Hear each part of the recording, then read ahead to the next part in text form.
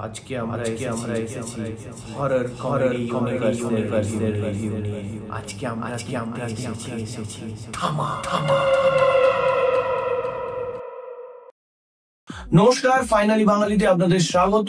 আমি সৌরভ, আর আজকে আমরা এসেছি ম্যাডক হরর কমেডি ইউনিভার্সের লেটেস্ট সিনেমা থামার রিভিউ নিয়ে। আয়ুষ্মান খুরানা, রশ্মিকা মান্দানা, কোনো রাইম করার চেষ্টা করছি না আমি, Nawazuddin Siddiqui, see I told you, Paresh Rawal, এরকম একটা স্টার স্টার্টেড কাস্ট নিয়ে আমি জেনুইনলি এক্সাইটেড ছিলাম। বাট আমি অনেস্টলি আপনাদের বলতে চাই যে আমার ট্রেলারটা দেখে খুব একটা ভালো লাগেনি। আমার যা যা মনে হয়েছিল সেই জিনিসই হয়েছে এখানে। আমি নেগেটিভ এবং পজিটিভ দুটো দিকই খুব ক্লিয়ারলি দেখতে পাচ্ছি এবং আমি জানি এক্স্যাক্টলি কি হতে চলেছে। আর যদি আপনারাও জানতে চান তাহলে থাকুন এই ভিডিওটি শেষ পর্যন্ত। আমার গল্পটা খুব সিম্পল। এখানে আয়ুষ্মান খুরানার ক্যারেক্টারটা আলোক, সে হচ্ছে একজন নিউজ রিপোর্টার। ওকে নিউজ রিপোর্টার কেন লিখিয়েছে আমি জানি না, স্টোরিতে কোনো তার পয়েন্ট নেই। সো সে একটা জঙ্গলে যে একটা অ্যাক্সিডেন্টের মুখোমুখি হবে, গরিবের লিওনার্দো ক্যাপ্রিও ভালুকে এসে অ্যাটাক করবে, হ্যান ত্যান, অ্যান্ড ও বেঁচে আসবে। বাট দেন লিও যেটা পায়নি, পাবে একখানা হট মেয়েকে পাশে, রশ্মিকা মান্দানা হচ্ছে এখানে বেসিক্যালি বেতাল। অ্যান্ড ওরা একটা খুব ভালো টাইম এখানে এক্সপ্লেন করতে করতে কাটিয়েছে যে কি করে বেতাল আর ভ্যাম্পায়ার বা ড্র্যাকুলা এগুলো আলাদা একটা জিনিস, ঠিক আছে, বাট এটার একটা ক্যাচ আছে, লাস্টে আসছি আমরা সেটাই। তো এই জিনিস একটা ওরা করেছে যে বেতালের একটা যে ফোক লোর আছে সেই লোরটাকে খুব ভালোভাবে ওরা এক্সপ্লোর করেছে এবং অ্যাকচুয়ালি এখানে রক্তবীজের যে কনসেপ্টটা আছে সেটাকে খুব ভালোভাবে এক্সপ্লোর করেছে। যাই হোক, সেইগুলো আমরা পরে আসবো। কিন্তু এখন যেটা, তো ও একজন বেতাল ভার্সন অফ ভ্যাম্পায়ার। তো সেখানে ও আয়ুষ্মানের ক্যারেক্টারটাকে বাঁচাবে, আলোককে। কিন্তু এখানে ক্যাচ হচ্ছে যে আলোককে বাকিরা তখন খেতে চাইবে, মানে নওয়াজুদ্দিন সিদ্দিকীকে খাওয়াতে চাইবে। নওয়াজুদ্দিন সিদ্দিকীর ইয়াকশাসন যে ক্যারেক্টারটা, তো তাকে খাইয়ে দিতে চাইবে, হ্যান ত্যান। বাট সেখানে রশ্মিকা এসে ওকে সেভ করবে এবং আলটিমেটলি ওদের ফিউচার কোন দিকে যায় সেই নিয়ে হচ্ছে গল্পটা। একখানা বেসিক সিম্পল একটা প্রেমিস ছিল, তার উপরে এবার শুরু হবে যখন স্টোরিটা। এর কিছু ভালো দিক আছে, কিছু খারাপ দিক আছে। আগে ভালো দিক, প্রথম কথা, এদের জোক বেশিরভাগ ল্যান্ড করবে। মানে হাইন্ড সাইডে আপনার কতটা ভালো লাগবে থিয়েটার থেকে বেরিয়ে এসে আমি জানি না, বাট সেই মুহূর্তে জেনুইনলি হাসি পাবে, প্রচুর হই হুল্লোড় হবে এবং থিয়েটারে দু চারটা সিটি তো পড়বেই। কারণ বস এখানে কিছু ক্যামিও আছে। স্পিকিং অফ ক্যামিওস, আপনারা অলরেডি সবাই হয়তো জানেন এতদিনে, কিন্তু তারপরে আমরা ফুল অন স্পয়লার ওয়ার্নিং দিয়ে দিচ্ছি, কারণ এটা আমরা স্পয়লার ফিল্ড আলোচনায় হবে এবং আমরা তার মধ্যে দেখবো যে ম্যাডক হরর কমেডি ইউনিভার্স যেটা ছিল, যেটাকে ওরা এখন নাম দিয়েছে MHCU, সেই MHCU এর পাস্টে কি হয়েছে, প্রেজেন্টে কি হচ্ছে এবং যে একটা এক্সাইটিং ফিউচার আসতে চলেছে সেটা কোন দিকে নিয়ে যাচ্ছে আমাদের, এবং হরর অ্যাজ আ জনরা পুরোটা কিভাবে রিভাইভ করেছে না কি হয়েছে সেটা আমরা একটু আলোচনার দিকে যাব। তো প্রথমে যে কমিক এলিমেন্টস সেগুলো জেনুইনলি ফানি, বিশেষ করে ক্যামিওতে যখন অভিষেক ব্যানার্জির ক্যামিও আছে, না আরেক অভিষেক ব্যানার্জি, তো ওর প্রত্যেকটা এক্সপ্রেশন ইট ওয়াজ হিলারিয়াস, ঠিক আছে। ছোট্ট ক্যামিও, খুব সুন্দর।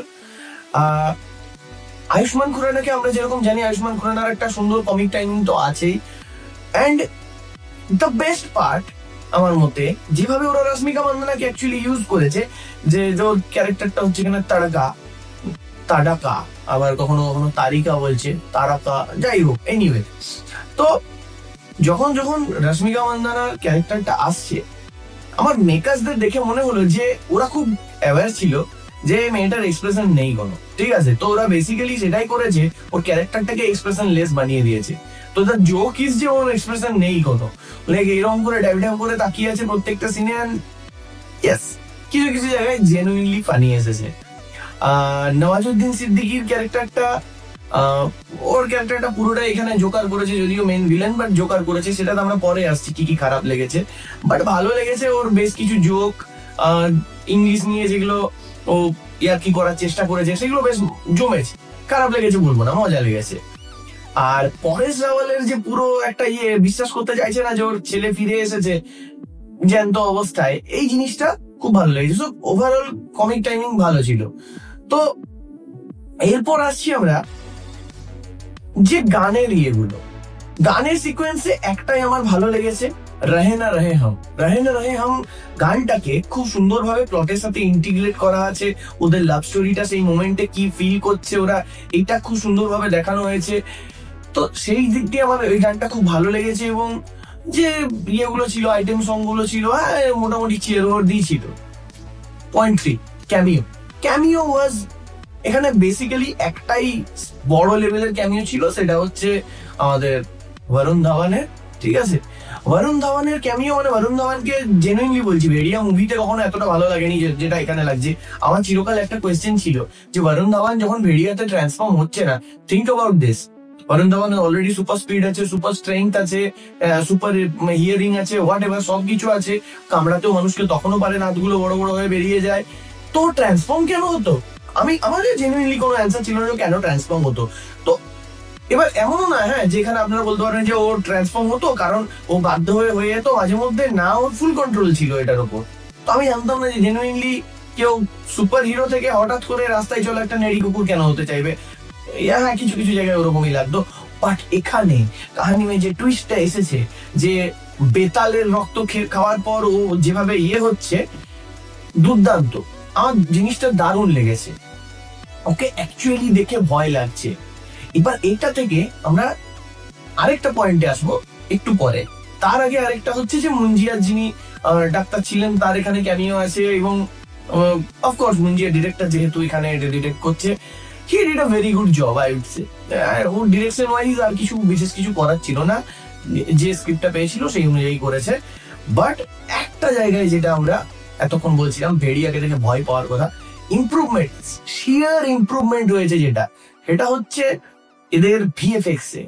আমি জেনুইনলি বলছি, স্ত্রী 2 দেখে আমার হাসি পেয়েছিল, জোকস এর জন্য না, জোকস এর জন্য হাসি পেয়েছিল, বাট ওদের সার্কাটার যে ওভারঅল গ্রাফিক্সটা, ইট ওয়াজ হিলারিয়াস, ঠিক আছে, রিডিকিউলাস। তো সেখান থেকে এই জায়গাতে আমি শুনলাম প্রায় 150 কোটির মতো বাজেট আছে এটাতে। তো খুব ভালো করেছে আমি বলবো, কনসিডারিং আমরা রিসেন্টলি হৃতিক রোশনের সিনেমা দেখে উঠলাম, সেদিক দিয়ে অনেক বেটার করেছে, যেটা লিঙ্ক আপনারা উপরে পাবেন। তার তুলনায় এখানে গ্রাফিক্স এর কাজ আমি বলবো অনেক ভালো আছে। তো এই কটা ছিল আমার পজিটিভ পয়েন্টস। হ্যান্ড আগেন আমার মনে খুঁজে খুঁজে এগুলো বের করতে হয়েছে। ভালো দিকে আমরা এতক্ষণ আলোচনা হলো, এবারে আসতে হবে খারাপ দিকটা। খারাপ দিক যদি বলতে হয়, প্রথম কথা যে আমরা গান দিয়ে শুরু করেছিলাম, ভাই সিরিয়াসলি প্লিজ মাফ কর দিজিয়ে, প্রত্যেকটা সিনেমায় 2-3টে করে আইটেম সং দেওয়ার কোনো মানে হয় না। মানে ম্যাডকের এটা একটা অভ্যাস হয়ে গেছে যে ওরা প্রত্যেকটা জায়গাতে 2-3টে গান, নোরা ফতেহিকে এসে নাচিয়ে দিল, রশ্মিকা মন্দানাকে বললো যা তুইও দাঁড়িয়ে আছিস কেন, যা দো ঠুমকা লাগা কেয়া, হয়ে গেল। জেনুইনলি এই জিনিসগুলো জাস্ট যাচ্ছে না, মানুষ খাচ্ছে না, পাতি কথা। এটাতে যদি মানে ম্যাডক হরর কমেডি ইউনিভার্সের নাম না থাকতো, এটা একটা মিড লেভেলের সিনেমা, এটা কেউ দেখতে যেত না। আয়ুষ্মান খুরানার হয়তো কিছু ভক্ত যেত, তার বাইরে কেউ যেত না। আমি জেনুইনলি জানি না যে ওরা এইরকম কেন হচ্ছে, যেখানে পয়েন্টলেস ভাবে শুরু হচ্ছে, কোনো মিনিং নেই, একটাই গানের শুধু মানে আছে, আর কোনো কিচ্ছু নেই। যাই হোক, সেটা গেল। রাইটিং, আচ্ছা আমি বুঝতে পারছি না, এটা তো হরর কমেডি, হরর হরর কথাটা এর মধ্যে আছে তো। আমি স্ত্রী 2 দেখেছিলাম এবং আমি নিজেকে চ্যালেঞ্জ করেছিলাম, ভাই এর চাইতে কম হরর সিনেমা আমি জীবনে আর দেখবো না। ওয়েল, আই ওয়াজ রং। আমি এইটাতে দেখে মানে একটা বাচ্চা ছেলেও ভয় পাবে না, এটা just pure downright brain rot comedy. And I have no problem with comedy, I love comedy. But ভাই কিছু তো হরর দেখা। এন্ড আমি হররের খুব একটা ফ্যানও নই, আমি বুঝতে পারছি না যে কেন হরর ওরা, তারপরেও মানে আমার মতো ছেলে যখন বলছে যে হরর কেন দেখাচ্ছে না। তো যাই হোক, এই হলো ব্যাপার। তো হরর একদম পুরোপুরি বাদ দিয়ে দিয়েছে। এবার এখান থেকে আরেকটা যে বড় পয়েন্ট উঠে আসছে, নওয়াজুদ্দিন সিদ্দিকীর ক্যারেক্টারটা আমি বললাম ইয়াকশাসন, হি ইজ আ জোকার, ওর কিচ্ছু নেই ক্যারেক্টারটায়। আমি একদমই থার্ড ক্লাস একখানা ভিলেন না, ওর পাওয়ার সেট যেগুলো আছে, স্কিল সেট, সেগুলো কোনো ভালোভাবে হাইলাইট করা হয়েছে। ও লিটারালি পাঞ্চি বানু ওর তিপিরু করে গান করছে। এটা কি আমার খুব ভালোভাবে মনে হলো। স্ত্রী আপনারা ভালো করে মনে করুন, স্ত্রীতে আমরা যেমন দেখেছিলাম যে রাজকুমার শ্রদ্ধা কাপুরের পেছনে ছুটে ছুটে বেড়াচ্ছে, অবসেসড হয়ে গেছে, ঠিক আছে, কিন্তু ওখানে সবসময় একটা লুমিং থ্রেট ছিল, যেখানে যে স্ত্রী এসে যখন তখন ঝাঁপিয়ে দিতে পারে, এই করতে পারে, ওই করতে পারে, স্ত্রীর ব্যাপারটা কি, ঠিক আছে। তো এখানেও যেমন এত সুন্দর ফোকলোরটা দেওয়া হয়েছে, এত সুন্দরভাবে ওদের দুজনের মধ্যে যে একটা অবসেসিভ লাভের ব্যাপার আছে সেই জিনিসটা এস্টাবলিশ করা হয়েছে। এবং আয়ুষ্মান যেখানে ন্যাচারালি একজন ফানি অভিনেতা, তো সেখানে আরেকটা ভিলেনটাকেও কি এরকম না করার মানে কোনো ছিল, দিব্যি দেওয়া ছিল, করতেই হবে? আমি জেনুইনলি বুঝলাম কেন ওটা করলো। একটু যদি ওখানে সিরিয়াস করতে পারতো নওয়াজুদ্দিনের ক্যারেক্টারটাকে, and he has the chops for it. আমরা অলরেডি দেখেছি যে ইভেন আমি পুরো সিরিয়াসও বলছি না, কি কাইন্ড অফ যেমন কিকে বা ইয়েতে দেখেছিলাম, তো সেরকম টাইপের যদি নওয়াজুদ্দিন সিদ্দিকীকে করতো তাহলে একটা ব্যাপার ছিল। কিন্তু সেসব তো হলো না, ওর জাস্ট পাতি জোকার করে দিয়েছে, যেটার জন্য আমার একবারও মনে হয়নি যে এরা কেউ কোনো রকম কোনো ডেঞ্জারে আছে, ঠিক আছে। এবং পুরোটা একটা লোকেশনে ওকে বেঁধে রেখে দিয়েছে, কোনো মানে হয় না, ঠিক আছে। ওকে এবার বাট হ্যাঁ, থ্যাঙ্কফুলি রেখে মনে হলো যে নেক্সট পার্টে বা নেক্সট পার্টে যে ওকে ছেড়ে দেওয়া হবে অ্যান্ড ইভেন্চুয়ালি ও এদিক ওদিক তাণ্ডব করে বেড়াবে, যেটা করা উচিত একটা ব্যাড গায়ের, না?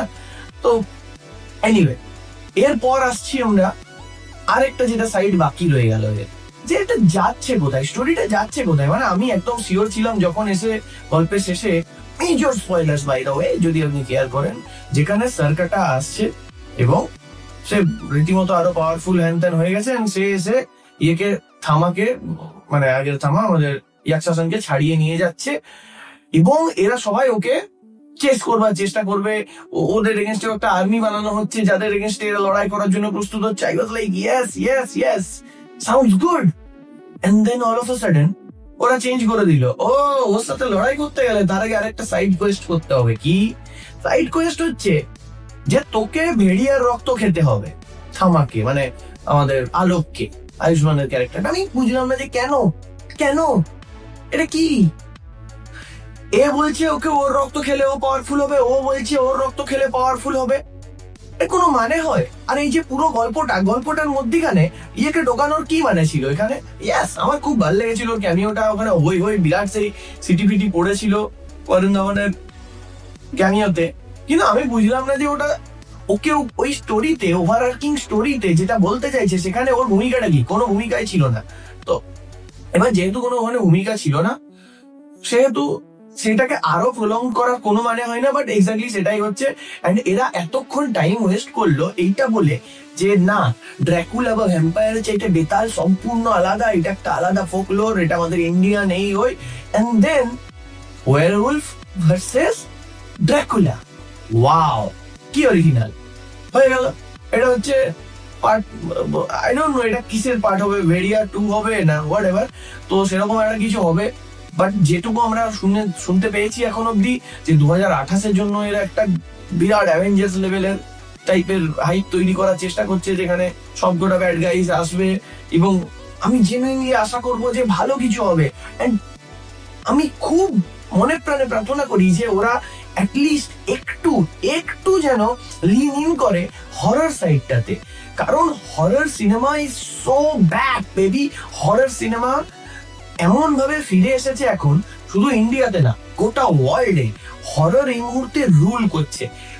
যদি আপনারা না জানেন, 2025 এখনো আরো কিছু সিনেমা আসা বাকি আছে, তার মধ্যেও 2025 হচ্ছে হররের হিস্ট্রিতে সবচাইতে মোস্ট প্রফিটেবল ইয়ার এভার।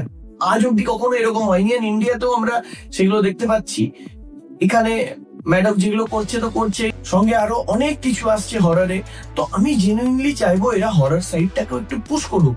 এদের কমিক টাইমিং ঠিক আছে, অনেক জোকসই বেশিরভাগ ল্যান্ড করছে, ইট ইজ ফানি এবং ইট ইজ এনজয়েবল, এবং ওরা একটা ভালো জায়গায় নিয়ে যেতে চাইছে, দে আর স্কেলিং ইট আপ, ঠিক আছে।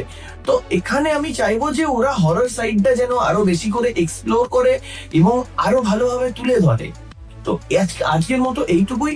আপনারা কমেন্টসে আমাদের জানান যে আপনারা এই সিনেমাটা দেখলেন কিনা, আপনাদের ফেভারিট মোমেন্ট কোনটা ছিল, এবং এই যে ম্যাডক হরর কমেডি ইউনিভার্স যেটা তৈরি হচ্ছে, এদের থেকে আপনারা আর কি দেখতে চান, কি আশা রাখছেন, সবকিছু কমেন্টসে জানান। আমাদের লাইক করুন, সাবস্ক্রাইব করুন ফাইনালি বাঙালিতে। আমি ছিলাম সৌরভ, আজকের মতো এতটাই। Good night, good bye.